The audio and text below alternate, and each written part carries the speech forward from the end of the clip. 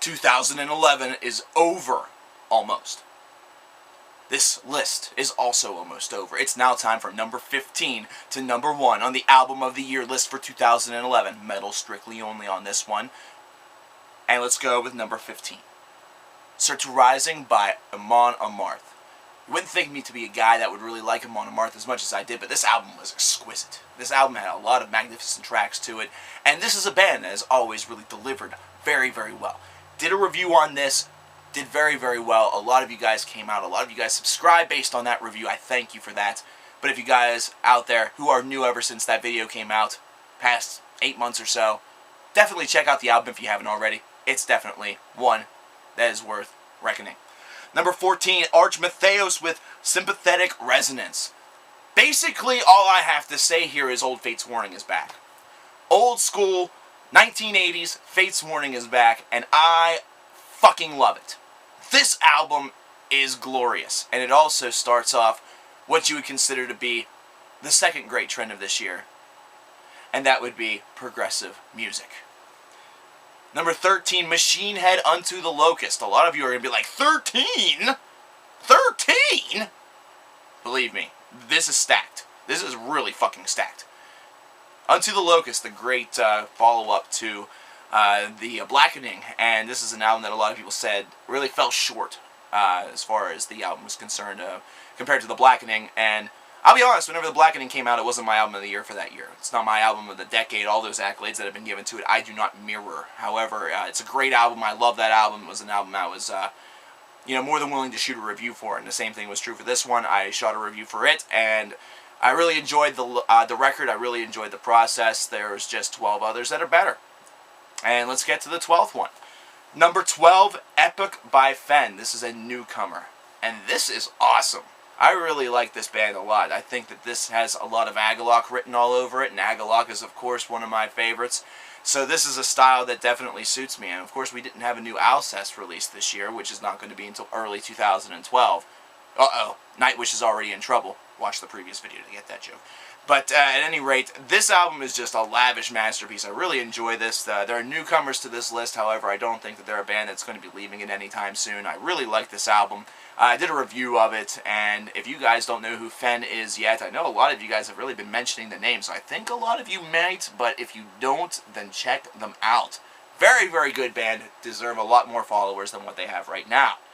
Number 11, this will surprise many, many people, and that's the fact that it is Opeth's Heritage. People know I'm in love with Opeth. People know that I would probably make babies with Opeth, and they're probably thinking, number 11? This is how you can tell I'm impartial. This is how you can tell that I'm not just some stupid fanboy with a camera. And this isn't a great album. I really love the 70s prog texture to it. However, I think that this is an album that took so many people by surprise that sometimes that's just enough. But for me, it was the fact that while the material was beautiful, there was some material on this album that was tragically lackluster. It was not quite up to snuff. Would make really, really good 70s prog, which is what they were aiming for, but there is, unfortunately, a reason why a lot of that stuff is very obscure, and that's the fact that the market for it is just, it's very small. It's a small window. I still like the album, however, I enjoy other albums of theirs a whole hell of a lot more. However, Heritage is still a pretty damn awesome release. I still like it. Number 10, Worship Music by Anthrax. Man, oh man, Anthrax. Coming back strong with Worship Music. This is a really terrific album.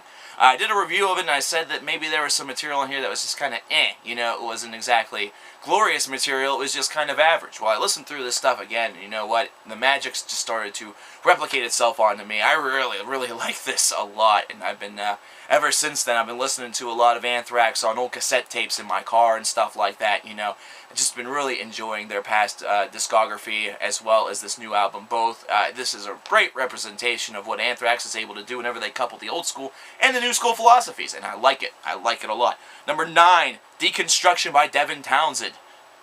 Yeah, Devin Townsend's Deconstruction is going to be number 9 on this list. This is a funny album. This is a glorious album. This is one that's very well put together. Devin really did his homework whenever it came to what the people want. There's a song on here called The Mighty Masturbator, for Christ's sake. I think that just, For some people, that might be enough to make it number 1. I don't know. Not for me. I'm not that simple-minded, but I'm close. Number 8, Dream Theater, a dramatic turn of events. You want to talk about returns.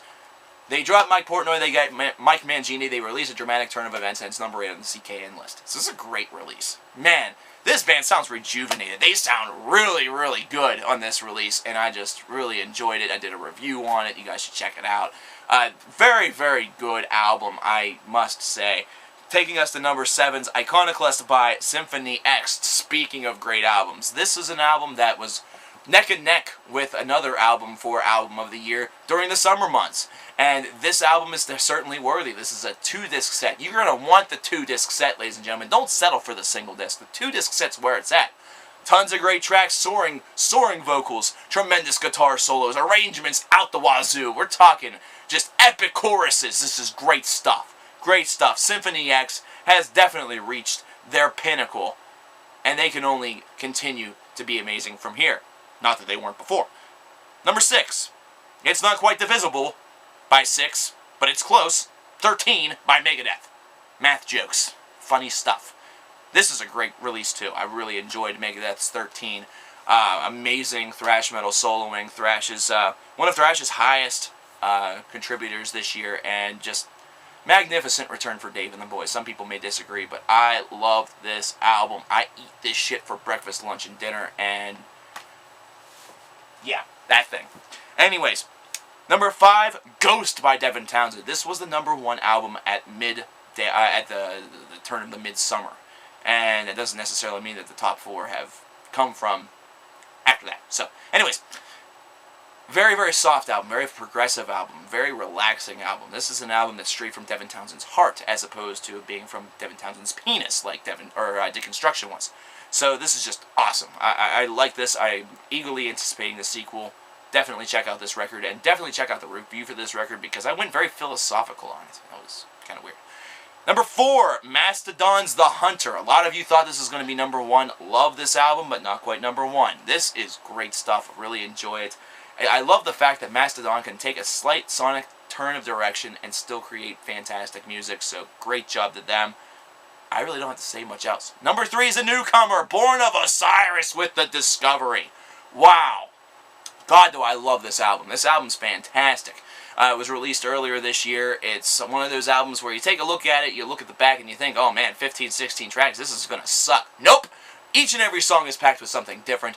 Some people would call this progressive metalcore. Some people would call this progressive metal or gent metal or whatever you want to call it.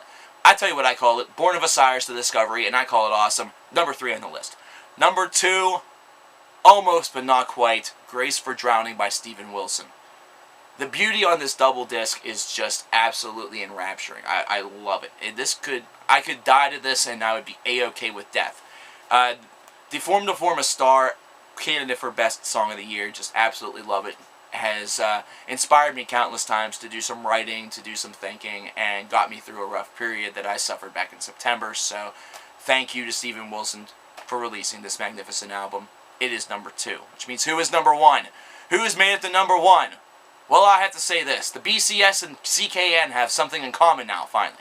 What did the BCS have happen a couple years ago? Co-champions. What does CKN have here in 2011? That's right, motherfucking co-champions.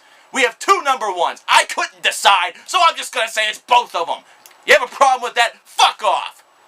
No, don't. Please stay, because I haven't even told you who it is yet. Entrant number 1, Omnivium by Obscura.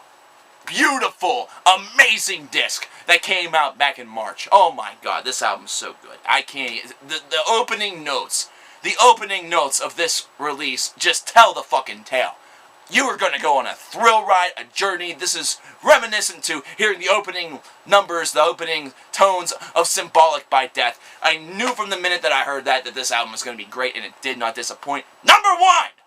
Number 2, the second entry here, I'm unfortunately going to have to call it 2011 release by the band MOONSORROW. What is it actually called? I'm going to destroy this. Varjona Kojem Kuleten Masa. I don't know. This can be described by one word, and that's Huto. This is a magnificent, magnificent folk metal, epic folk metal, and Huto is what really sold me on this. This album was great before I hit to Huto. Huto's a 15 minute, 16 minute long epic song, and it's just absolutely beautiful. It's like you're going into war. It's like you're going into war, and this is your war cry. Like you're stomping, you're stomping, you're stomping, you're walking on your way. You're walking on your way to where the battle is going to be waged, and this is what you hear. And you instantly feel pride. You instantly feel passion. You instantly want to die for this cause. The whole album is fantastic. And ladies and gentlemen, thank you for watching. 2011 may be over, but Cover Killer Nation is not. I will see you guys all in 2012, whenever we do this list all over again with a bunch of new stuff. Thank you, and good night.